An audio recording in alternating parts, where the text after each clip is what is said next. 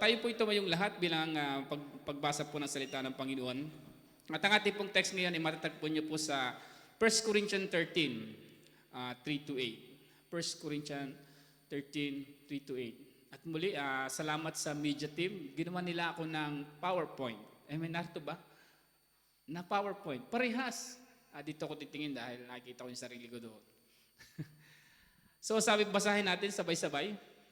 Hallelujah. Sabi doon ay, the love of God, ang title po na, ang nakagid doon. Sabi doon ay, if I give all I possess to the poor and give over my body to hardship that I may boast, but do not have love, I gain nothing. Love is patient, love is kind, it does not envy, it does not boast, it is not proud. It does not dishonor others. It is not self-seeking.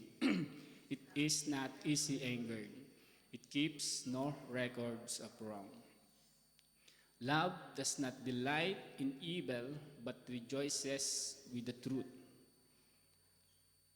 And then, it always protects, it always trusts, always hopes, always perseveres, nagtitiis. Love never fails, but where there are promises, they will cease. Where there are tongues, they will be stilled. Where there is knowledge, it will pass away.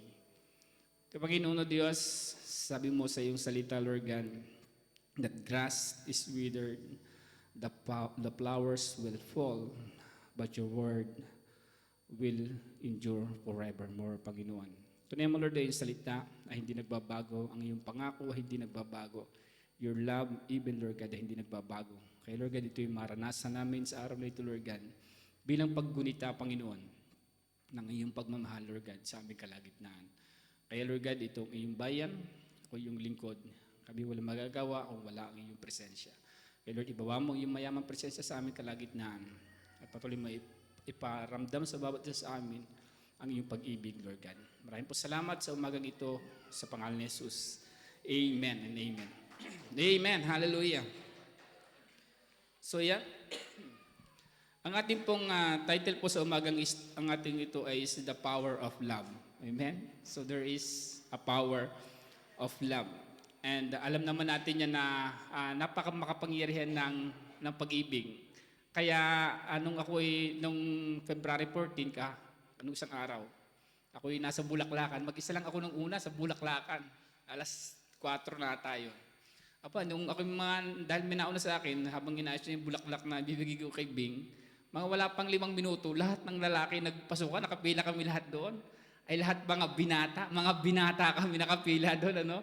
So kapag ikaw ay nagmamahal, yung merong effort, no? Kaya yung mga hindi nakatanggap ng flowers, sorry na lang kayo. No joke lamang. Of course, ang iba naman ay hindi lang expressive, pero lahat naman tayo ay nagmamahal. Kaya nga katabi nyo ngayon dahil nagmamahal. And napakapangyarihan ng pagmamahal. At nilagay ko nga po dito, as introduction, yan. Sabi doon ay, the true power of love is not found in feelings. Amen? But in selfless action and attitudes that seek the best for other person without expecting anything in return. Amen?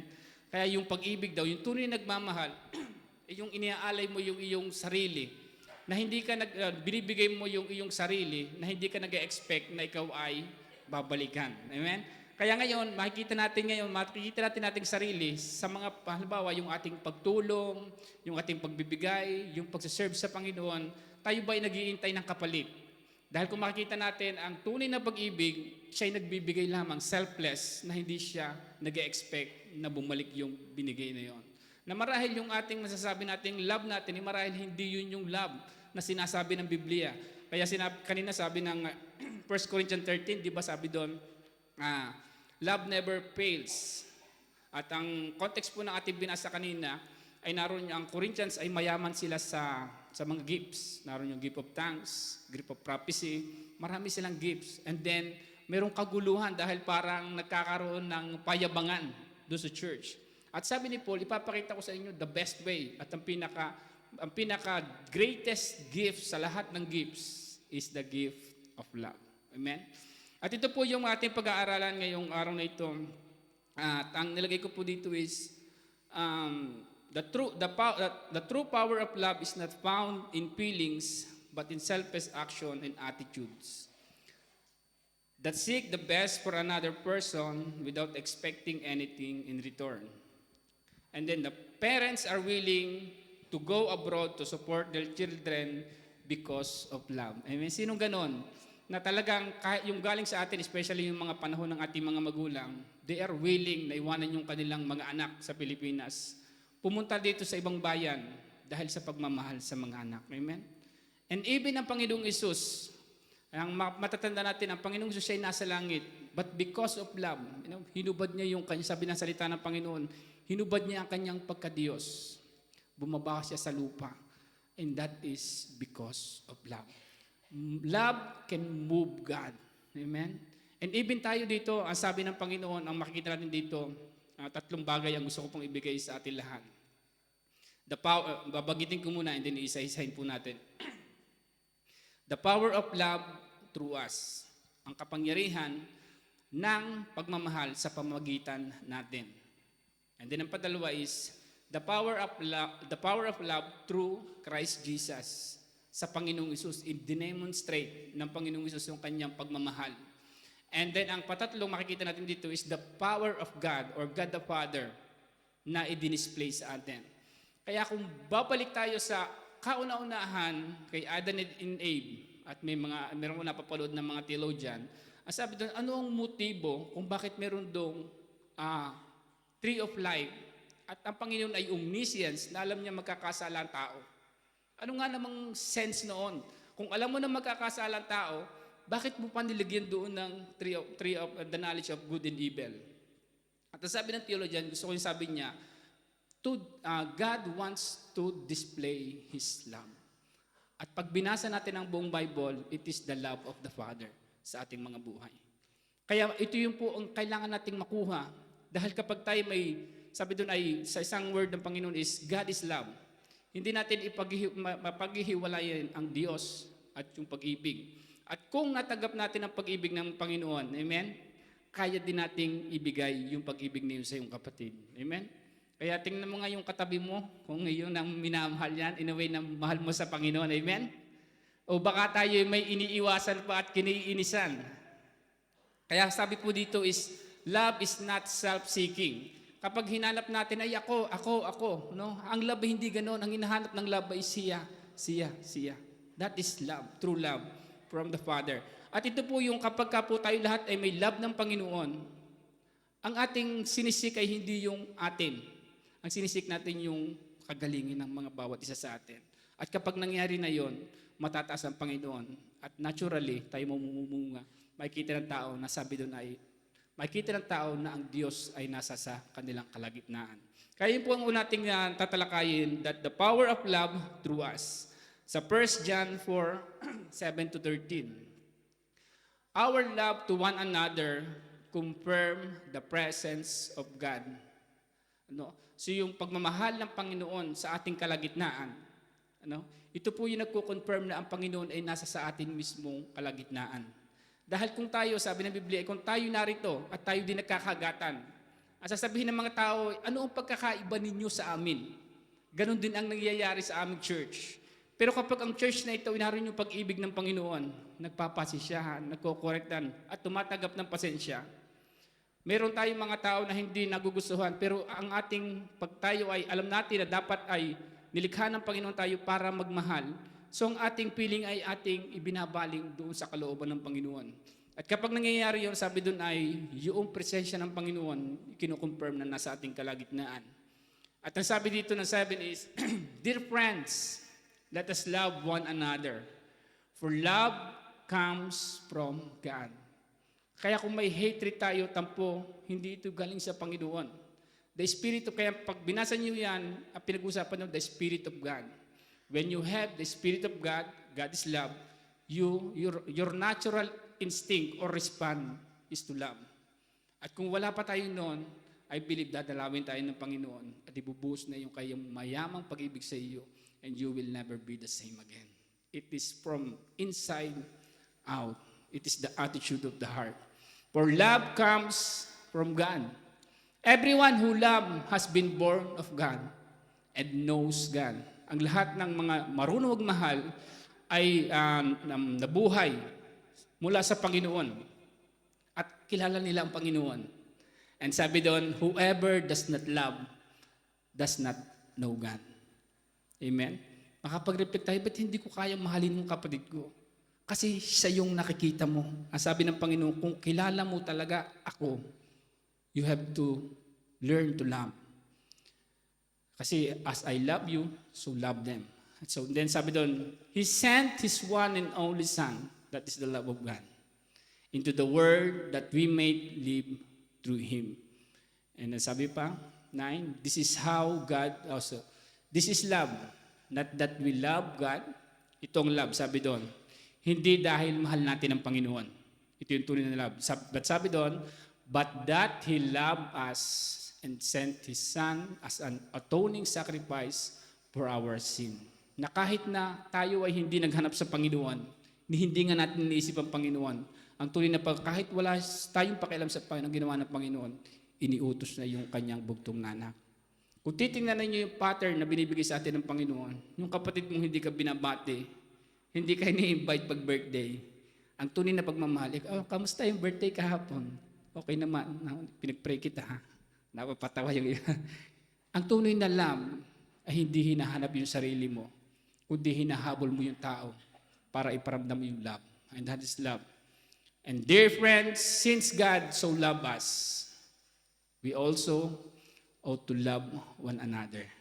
No choice tayo. Amen? Kailangan nating turuan ang ating sarili na mahalin yung ating sarili. Sabi lagi ng Bible, kung ang iyong kapatid ay hindi mo minamahal, ano yung pagkakaiba natin sa mundo? Pare-parehas lamang lahat. Pero kapag nakikita ng mga tao na tayo nagpapasensyahan, nagmamahalan, they see the difference. At masasabi nila na naroon ang presensya ng Panginoon. No one has ever seen God, but if we love one another, God lives in us, and His love is made complete in us. And then, sabi ng 13, this is how we know that we live in Him, and He in us. He has given us of His Spirit. Nakita nyo? At the end, yun po yung espiritu, attitude ng puso. Amen. Kaya kapag tayo ay tinanggap natin ang pag-ibig ng Panginoon, naunawa natin yung lalim. Sabi nga ni Brother Jeff last time, yung kanyang devotion, nabanggit niya yung word na how deep, how long, how wide is the love of God. Hindi mo kayang sukatin. Na kahit ano pang mangyari sa iyo, hahabulin at hahabulin ka ng Panginoon. And ang una po nating point dito ay kailangan yung pag-ibig ng Panginoon, kailangan nating express sa bawat isa. Amen? Kaya ganito na bilang Kristiyano, miniature tayo, nagkakamali tayo, say amen. Kaya pwede mo sabihin sa katabi mo na I love you, pero pagpapasisihan mo ako once in a while. Kasi nasasaktan kita Yun naman ang normal talaga. Paminsan, nagkakasakitan tayo ng salita. Or narinig natin na napag-usapan tayo, nasasaktan tayo.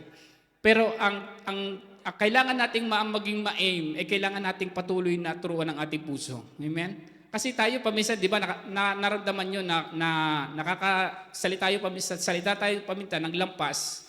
Pero at the end, sa huli, naisip mo naman ako mali yung aking sinalita. Di ba ganon? So bigyan natin ng chance yung nabibigla. Amen? Kasi hindi pa tayo sanay. Hanggang sa baguhin tayo ng baguhin ng Panginoon. On that way, mabibuild up ang ating mga relasyon. And dyan, sa John 15:11-14, babasahin din natin.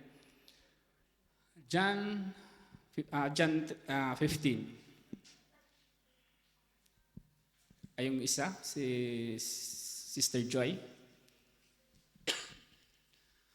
Ang sabi na I have told you this so that my joy may be in you and that your joy may be complete. And then, nakalagay ba? Sige, babasahin ko na lang sa ano. My command is this, love each other as I have loved you. And then hanggang 14. Greater love has no one than this, to lay down one's life for one's friend. You are my friend if you do what I command. And then, ayan din nasabi. So, ang nalagay ko po dito is, our love to one another has power to build relationship. Dahil sabi po doon ay, kapag inuubay mo sa Panginoon, kapag inuubay mo yung aking salita, sabi doon, hindi na ikaw yung aking servant. Hindi na kita tatawaging servant, kundi tatawagan kitang friend. Kaya tayo po, kapag tayo ay nagmamahal, nagsusunod na ng bawat isa, nabibuild up yung ating relationship. Kaya nilagay ko po dito is love has the power to build a relationship. Amen? Parang sa Panginoon din. And then, okay, number 2. Tatlo lang po yan, madali lang tayo. Amen? And number 2 is the power of love through Christ. Yan na dito pala. The power of love through Christ. Makikita natin po dito yung kapangyarihan ng pag-ibig ng Panginoon. Ng pag-ibig ng Panginoon ay mayroong kapangyarihan sa panahon niya, even sa ating panahon. At i-display niya ito sa panahon ng, makikita natin sa John 8, 1-11.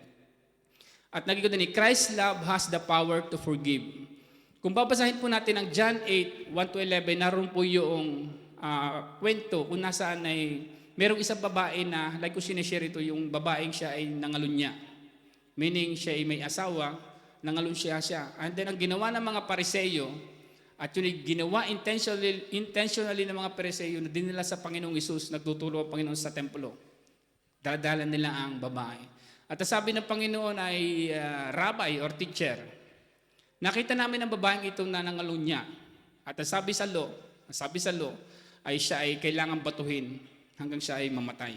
That is law. Amen? So makikita natin dito yung encounter ng law and Jesus Christ. The full expression of God, Jesus Christ. At ang sabi ng Panginoon, alam natin ang istorya, ang sabi ng Panginoon ay, kung sino ngayon ang walang kasalanan sa inyo, siya yung unang bumato. And then bumaba ang Panginoon, nagsulat siya sa sahig. Alam natin ang istorya yan. And then tumayo uli ang Panginoon. Ang sabi na pala ng Biblia, bago tumayo ang Panginoon, umalis yung lahat ng mga tao doon, pamula sa pinakamatanda hanggang sa pinakabata, umalis silang lahat. Amen? And then tumayo ang Panginoon. And then sinabi niya sa babae, wala bang bumato sa iyo? Sabi ng babae, wala po. Ang gusto ko doon, sabi ng Panginoong Isus ay, kahit ako, hindi kita babatuhin. Sabi doon ay, humayo ka at huwag ka na uling magkasala. Sabi doon ay, humayo ka at huwag ka na uling magkasala. Makita po natin dito ang Panginoong Isus mismo, siya ay God and 100% God, 100% man. Hindi niya i-ginajudge yung babae na nagkasala. At hindi po ay application sa atin na kung meron tayong kasalanan o nagkakasala tayo, hindi po tayo i-ginajudge ng Panginoon. Ang Panginoon lagi ang, makilala natin ang Panginoon na she is a loving God. He is a loving God. Amen? Lagi niya ang gusto tayo hanapin. Gusto tayo ingatan. Gusto tayong ibalik sa kanyang presensya. At yun yung Panginoong Isus. At nasabi din sa John 10:14-15, babasahin din natin. John 10:14. Sabi doon ni Christ's love has protection. At sabi doon, I am the good shepherd. I know my sheep and my sheep know me. And then sabi ng 15, just as the Father knows me and I know the Father and I lay down my life for the sheep. Kaya po napag-aralan natin ang haba ng series natin one time, yung tinatawag po natin na knowing the voice of God. Kasi sabi po dito nung una is, sabi dun ay, my sheep know my voice. Amen? Kasi ang Panginoong Isus, kapag tayo, na-share ko ito last time doon sa aming morning devotion, si Christian, bago siya pumasok, nung Huwebes din yun, umaga, nagtanong siya about sa Bible. At naikwento niya, sabi, Papa, saan galing ang unang kasalanan? Sabi niya, gano'n, tinanong niya ako. Sabi pa, ako'y tatanungin ito. Tinanong talaga ako niya ng gano'n. Sabi ko, di pinabayaan ko lang. Sabi niya, di ba sa langit nagmula ang unang kasalanan? Sabi ko, see. And then, sabi niya, kinuwento niya, nung unang kasalanan, nagkaroon ng pride and then nag-rebellion si Satan, and then ibinagsak siya dito sa lupa, sabi ni Cristo. Sabi ko, tama yun. At saka pero nasabi niya at the end ng aming conversation, sabi niya ay, Lusek, si Satan ay laging arabyato. Sabi ko, dahil nature niya yung laging galit. Kaya pag tayo galit, ibang espiritu yun. Laging galit si Satan, gusto niya tayong isama sa impyerno. Sabi ko, tama yun. Pero sabi niya ay, Lusek, si Satan, pag tayo tinatawag niya tayo sa ating kasalanan, Satan call us in our sin, but God or Jesus Christ call us with our name. Kaya pag tayo nagkakasala, si Satan sinasabi yan, ikaw naman ay magnanakaw, ikaw naman ay umimik ng masama. Guiltiness ang boses ni Satan. Pero ang Panginoon iba, tinatawag tayo sa kanyang pangalan. Kapag tayo nagkakasala, tinatawag tayo, Uy Del, lumapit ka dito. Sister Beth, or Beth, lumapit ka dito sa iyong ama. At yun po yung boses ng Panginoon. Kaya sabi dito, napakahalaga po yung verse na ito, John 10. Sabi doon, my sheep know my voice. Kung babasahin niyo po ang context yan, very powerful po yan. Nariyan yung John 10:10. The thief come to steal, to destroy, and to kill. Kung babasahin niyo doon, ang pinag-uusapan po doon ay yung mga pariseyo na sobrang humatol, na hawak-hawak lagi nila yung 10 commandments. Pag may nagkamali, mali ka. Kaya sabi ng Panginoon, the thief cometh. Sino tutukoy doon? Yung papano the way ang mga pariseyo. Bawal ito, bawal yun, mali ang ginawa mo. Pero ang Panginoon, ang gagawin ng Panginoon, ipapakita niyo yung tamang dapat mong gawin, hindi yung mali mo. At palakpakan natin ang Panginoon. Amen?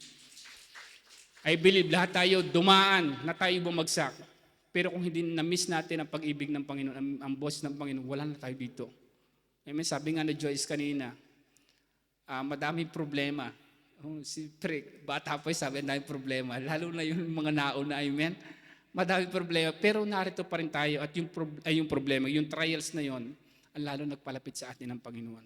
Kasi, I believe din na kung gusto ng Panginoon na mas malalim yung express niyang pag-ibig sa iyo, sometimes, He allows some trials and problem. Kasi alam din ng Panginoon the weight that you can bear sa panahong yon. And then, ipapakita niyo yung sarili niya. At ipapakita niyo yung lalim ng pag-ibig. Kasi our ministry must also depend in the love of God. Na-share ko lagi yung sinasabi ni Brother Ryan sa kabila ng kanyang ginawa at sa kabila ng respond lagi ng Panginoon sa kanya yung pag-ibig. Kaya yung verse na gusto niya ay sa Psalms 112:13, 116:12, that how can I repay the Lord for His goodness to me? Kaya po, ang makita natin dito na kapag naranasan natin ang pag-ibig ng Panginoon, amen, that love has the power to move us. Napunta ka dito, naglilinis ka, wala nakakita sa iyo. Amen? Pumupunta ka sa mission, wala nagano sa iyo kasi mahal mo ang Panginoon. And we need the love of God. So, napakahalaga po na malaman natin dito na sometimes, nababalok tayo. Amen? Parang kung sa daan, naliligaw tayo ng daan. Pero ang Panginoon, lagi tayong hinahabol.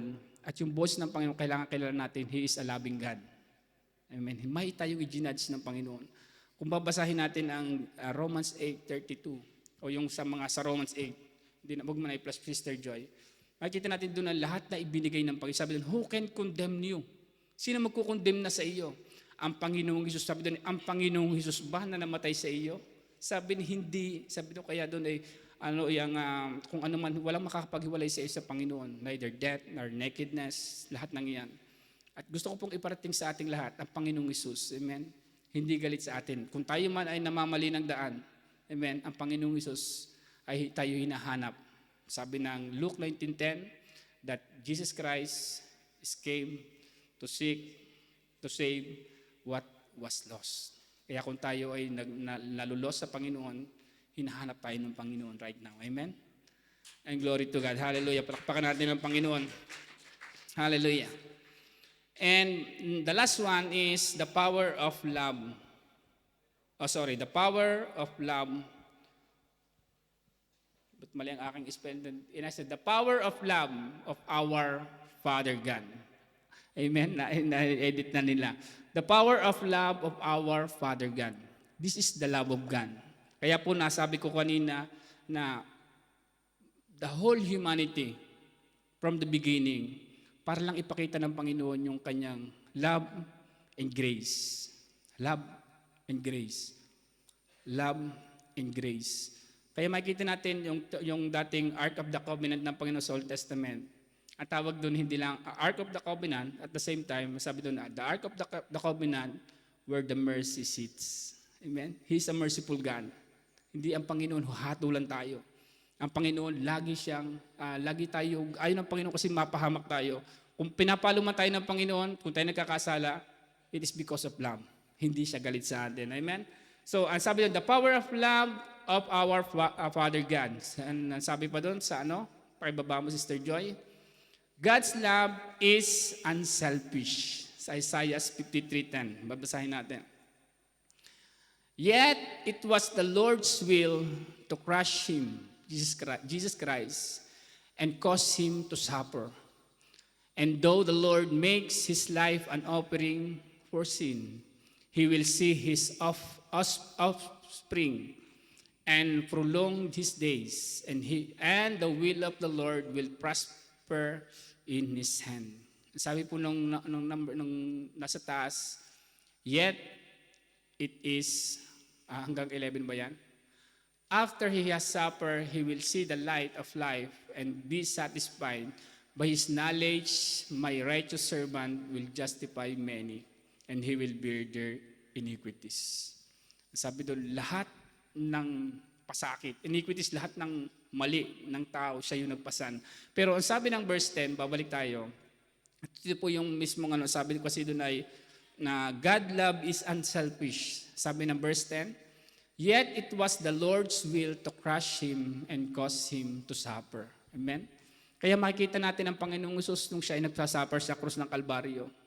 Mismong, kung mabasahin natin, mismong ang Panginoong Hesus, sabi niya, ayaw niya na. Kung pipwedeng huwag na. Pero sino may gusto? Ang sabi ng salita ng Panginoon, yet it was the Lord. It is the Father. The Lord's will to crush him and cause him to suffer. Kaya sabi ng Panginoong Hesus nung siya nasa krus ng Kalbaryo, naghihingalo. Sabi, Eli, Eli, sabachthani, which means, my God, why have you forsaken me? Sabi, why have you forsaken me? You know why? Because tayo nagkasala. At kung hindi mamamatay ang Panginoon, mamamatay tayong lahat. And the reason, the why, is you and me, that we are sinners. And that is the will of God, to crush His Son. And that is the love of God. Maging ang Panginoong Hesus, He is under the love of the Father sa ating mga buhay. At tinatawagan ko po yung music team, alalahanin natin ngayon ang pag-ibig ng Panginoon. And ang sabi pa ng, yung isa pa sa John 3:16, sabi po ng John 3:16 is, for God so loves the world that He gave His only Son, that whosoever believe in Him shall not perish but have eternal life. At kaya kanilagay ko po dun is, God's love brings Christ. Dahil sa pag-ibig ng Panginoon, amen, yun po yung nag-iwan sa trono ng Panginoong Hesus. Iniwan niya yung trono. Bumaba siya sa atin dahil ng pag-ibig ng Panginoon. Love moves God. Kaya kung makita natin even, na naalala ko din yung sa panahon na namatay na si Lazarus. Namatay si Lazarus, alam ng Panginoong Hesus na namatay si Lazarus, alam ng Panginoong Hesus na kaya niyang buhayin si Lazarus. And then 4 days, and after 4 days, pumunta siya doon sa libingan. Alam niya lahat ang mangyayari, pero nung lumapit na yung mga Magdalene, yung mga kapatid ni Lazarus, umiiyak, teacher, kung narito lamang kayo. Nag-iiyakan sa kanya, nung narinig niya, nung nag-iiyakan, nag-move ang Espiritu ng Panginoon, umiyak din ang Panginoon. Because God will be touched by our emotion. Because God is love. Yun ang hindi niya kayang itago yung kanyang mukha, which is He is love. Kasi kung paano mo nakikita ang Panginoon? Kung makikita mo ang Panginoon, He is a punisher. Ganun mo ititreat ang Panginoon, yun ang relasyon mo sa Panginoon. He is a punisher. But kung makikita ang Panginoon that He is love, He is a Father, lalo na tayo magulang ngayon, kung paano natin itinitreat ng anak natin, ganun din natin itinitreat or ganun yung ating relasyon sa Panginoon. So God's love brings Christ.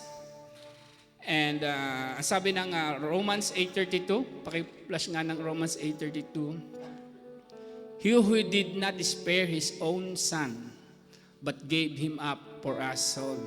Ang Father, hindi niya pinagkait ang kanyang isang anak at ibinigay sa ating lahat.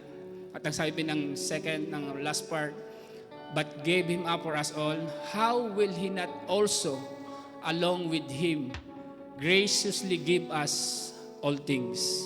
Ang sabi ng Panginoon, kung yung anak ko nga, ibinigay ko sa inyo, yung pa kayang pangangailangan ninyo, yung pa kayang inyong mga gustong gawin, yung gustong hinihingi ng Panginoon, ano pa kaya ang hindi ko kayang ibigay sa inyo? But alam niyo, kailangan natin, we have to trust God.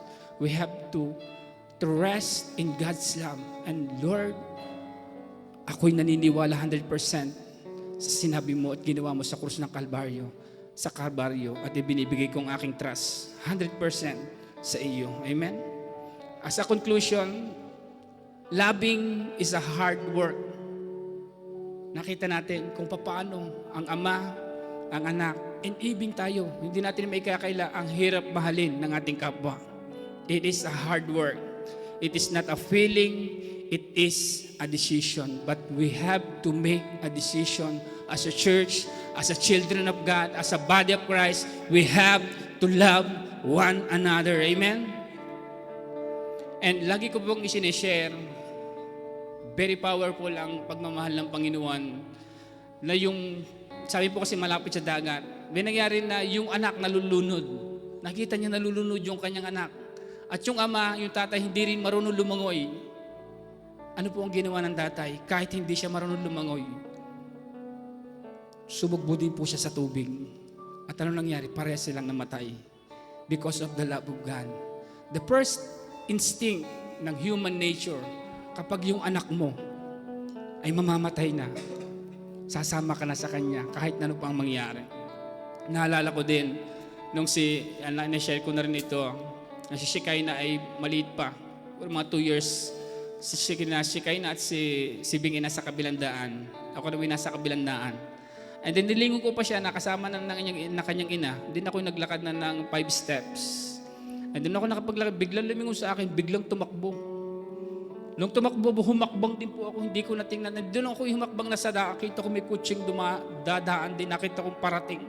At sa aking isip, sabi ko, hagip kami parehas. Pero ang first instinct ko po sa batang yon, tatakbuhin ko siya at yayakapin. Whatever, ano man ang mangyari. At ganoon din po ang Panginoon sa ating mga buhay. Alalahanin po natin na tayo mahal na mahal ng Panginoon. And only by the love of God, only in the presence of God, tayo mababago ng mamabago, kawangis niya. Hindi katulad ng mga Pharisee, hindi ito, hindi ganyan. No, gusto ng Panginoon, i-mold tayo sa pagmamahal. Pasensya, palamang, pagmamahal, pasensya, pagmamahal. And you will become like Christ. Amen?